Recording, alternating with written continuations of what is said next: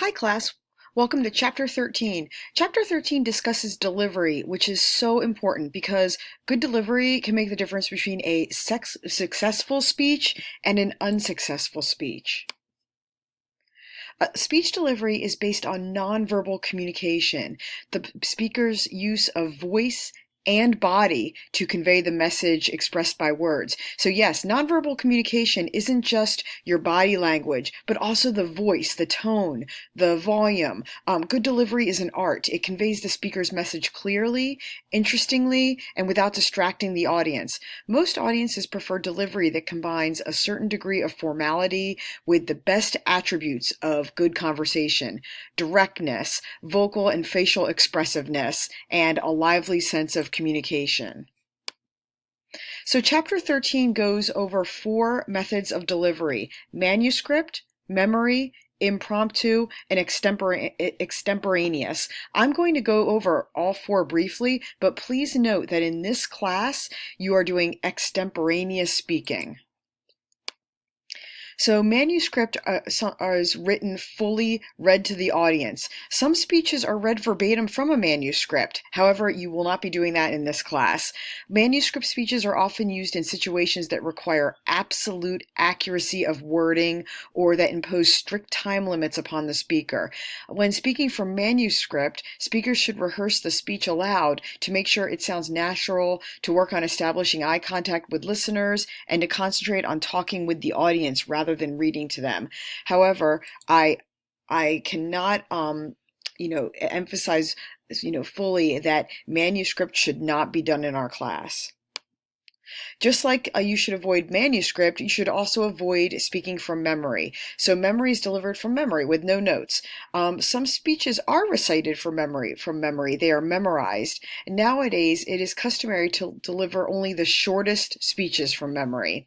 When delivering a speech from memory, the speaker should learn it so thoroughly that he or she can concentrate on communicating with the audience rather than remembering specific words. However, you should not try to deliver your speeches from memory. You should have your notes so that if you do freeze up, you can look down and know exactly what you're trying to say.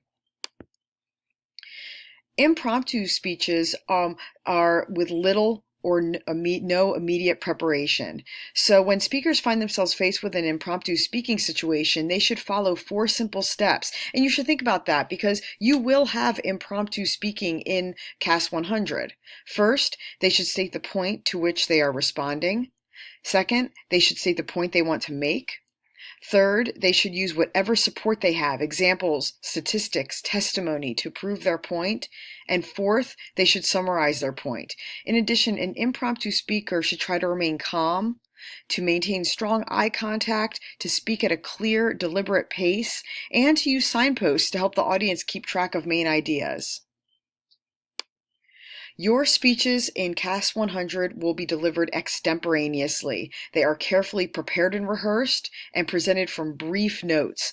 Extemporaneous speeches are carefully prepared and practiced in advance, and they are presented from a set of notes, but the exact wording is chosen at the moment of delivery.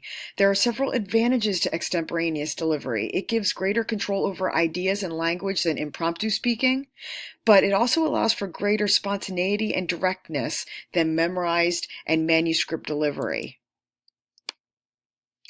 Extemporaneous speaking also encourages conversational vocal qualities, natural gestures, and strong eye contact. It sounds spontaneous no matter how often it is rehearsed.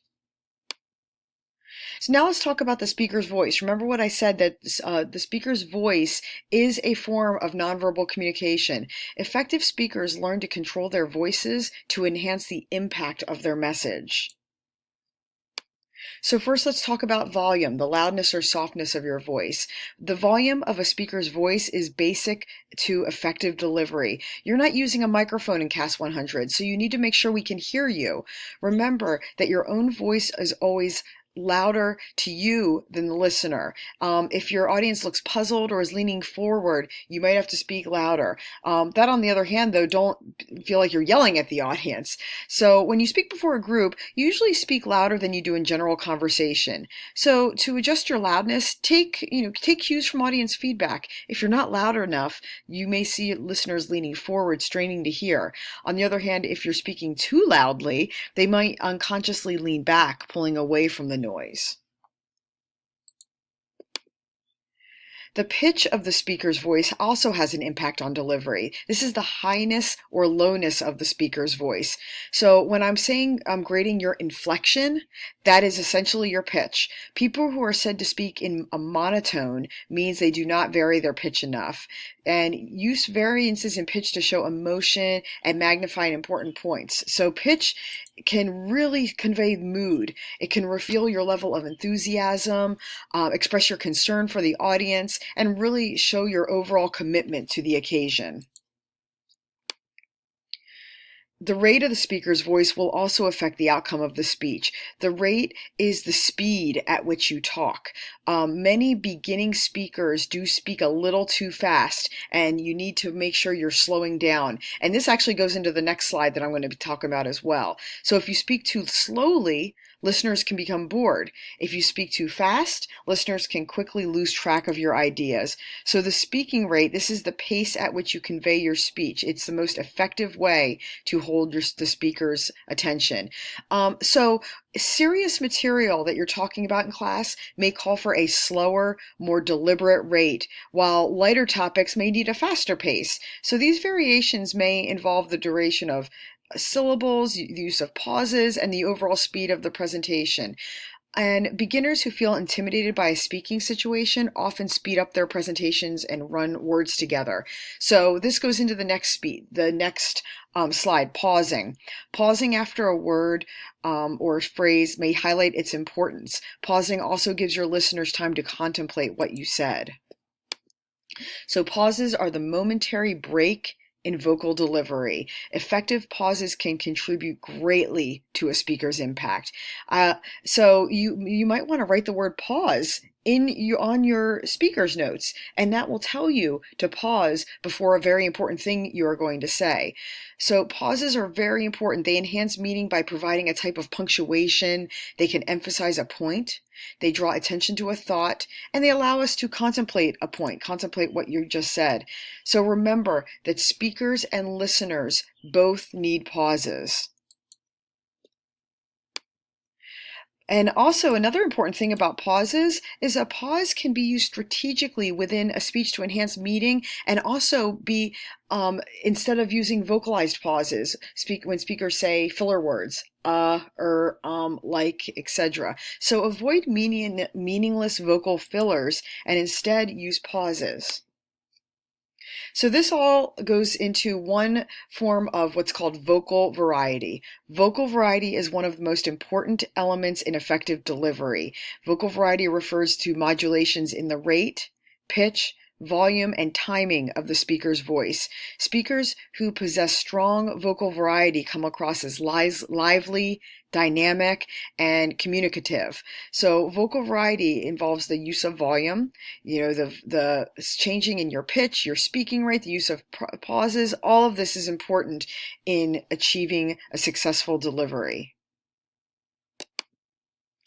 So now I want to talk a little bit about pronunciation. Pronunciation is another vocal feature that influences the outcome of the speech. It's an accepted standard of sound and rhythm in the given language. And when you mispronounce words, you lose credibility. Articulation is also important. Articulation has an impact on how a speech is received. It's the physical pronunciation and production of speech sounds. So it is the cause of mispronunciation. Sloppy articulation is the failure to form particular speech sounds crisply and distinctly. So, a common form of this is mumbling, lazy speech, and articulation problems can be overcome by unlearning this problem behavior. Finally, I want to just talk a little bit about dialect. Dialect is also important to think about because a speaker's dialect can influence how the speech is received. This is the variety of language distinguished by accents, grammar, and vocabulary. So a dialect is a distinctive pattern of speech associated from where we are from. Some people say I have an accent when I moved out west. They said I had an East Coast accent, and it hurt my, credibility sometimes because they didn't know what I was saying. So you want to think about the dialect that you have and if you need to make any changes. So not only is the speaker's voice part of nonverbal communication, but also the speaker's body. So just really quickly, you need to think about your personal appearance. This is the first aspect of body language. Many studies have confirmed that personal appearance plays an important role in speech making. Listeners see you before they hear you. The second aspect is movement. Novice speakers are unsure what to do with their body during a speech. They pace back and forth, they shift their weight, they fidget with their notes. Think about how you want to move around the room. The third aspect is gestures. And the one thing I can say about gestures, please make them look natural. Don't think you have to time your hand movements. Make them look natural when you're speaking. And probably the fourth but most important aspect is eye contact. One of the quickest ways to bond with your listeners is to look at them personally, and part of your grade is obviously your eye contact.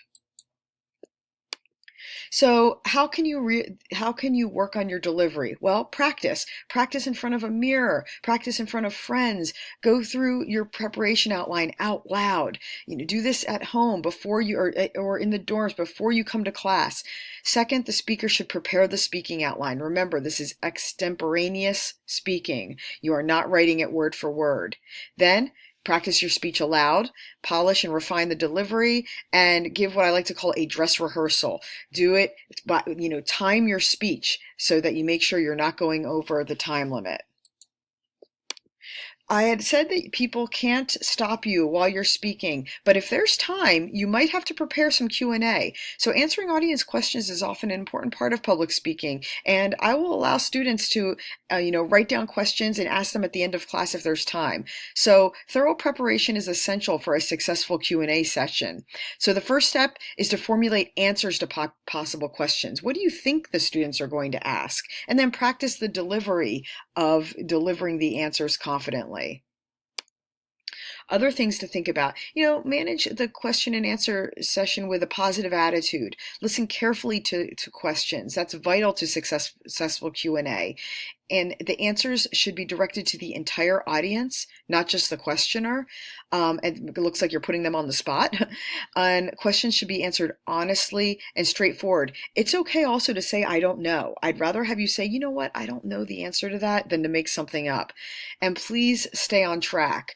Unless a moderator is there for a question period, which we won't have besides myself, the speaker is responsible to keeping on track. So I hope Chapter 13 is helpful with your vocal delivery and your body language. Like I said in the beginning, these are two very important aspects of how you are graded in our class.